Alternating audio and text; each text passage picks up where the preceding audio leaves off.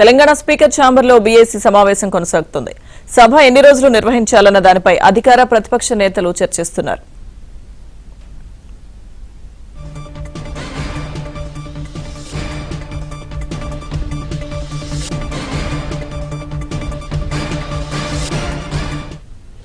Telangana speaker ఛాంబర్లో BAC సమావేశం కొనసాగుతుంది. సభ ఎన్ని రోజులు నిర్వహించాలన్న దానిపై అధికార ప్రతిపక్ష నేతలు చర్చిస్తున్నారు.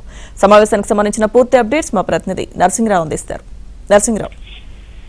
లక్ష్మీ దుర్గా, స్పీకర్ ఛాంబర్ లో ఈ బీఏసీ సమావేశం, బిజినెస్ అడ్వైజరీ కమిటీ సమావేశము ప్రారంభమైంది. స్పీకర్ అధ్యక్షతన ఈ సమావేశం జరుగుతుంది. ఈ సమావేశానికి ముఖ్యమంత్రి రేవంత్ రెడ్డి, డిప్యూటీ ముఖ్యమంత్రి బట్టి విక్రమార్క, మంత్రి శ్రీధర్ బాబు, అదేవిధంగా బీఆర్ఎస్ నుంచి హరీష్ రావు, ప్రశాంత్ రెడ్డి మాజీ మంత్రులు, సిబిఐ నుంచి పూనంనేని సాంబశివరావు, ఎంఐఎం నుంచి అక్బరుద్దీన్ ఓవైసీ, బీజేపీ నుంచి పాయల్ శంకర్ ఈ సమావేశానికి హాజరయ్యారు. ప్రధానంగా ఈ సమావేశంలో ఎన్ని రోజుల పాటు సభను నిర్వహించాలి, అసెంబ్లీ సమావేశాలను నిర్వహించాలి, ఏ అంశాలపైన చర్చించాలి అనేటువంటి దానిపైన చర్చిస్తా ఉన్నారు. ఫైనల్ గా బీఏసీ సమావేశం ముగిసిన తర్వాత ఈ సమావేశంలోనైతే ప్రధానంగా ఎజెండాను, అసెంబ్లీ ఎజెండాను ఖరారు చేయబోతా ఉన్నారు.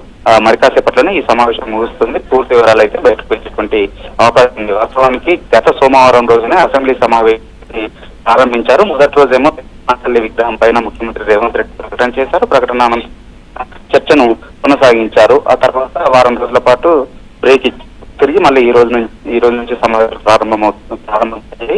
మొదటగా క్వశ్చన్ అవర్ స్పీకర్, ఆ తర్వాత ముగ్గురు ఇటీవలకు సంబంధించినటువంటి మాజీ ఎమ్మెల్యేలకి సంతాప ప్రకటించిన తర్వాత బ్రేక్ ఇచ్చారు. ఈ బ్రేక్ లోనే ఈ బీఏసీ సమావేశాన్ని నిర్వహిస్తా ఉన్నారు.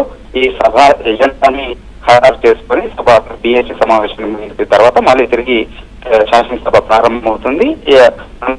దీనిపైన టూరిజం పైన లఘు చర్చ ప్రారంభమవుతుంది. సో మరి కాసేపట్లోనే ఎన్ని రోజులు సమావేశం నిర్వహించి ఏ అంశాలపైన చర్చించబోతున్నారు అనేటువంటి దానిపైన మాత్రము అసెంబ్లీ ఎజెండాను, అసెంబ్లీ ఎజెండా ఖరారు విషయాలు, పూర్తి విషయాలు బయటకు వచ్చేటువంటి అవకాశం ఉంది.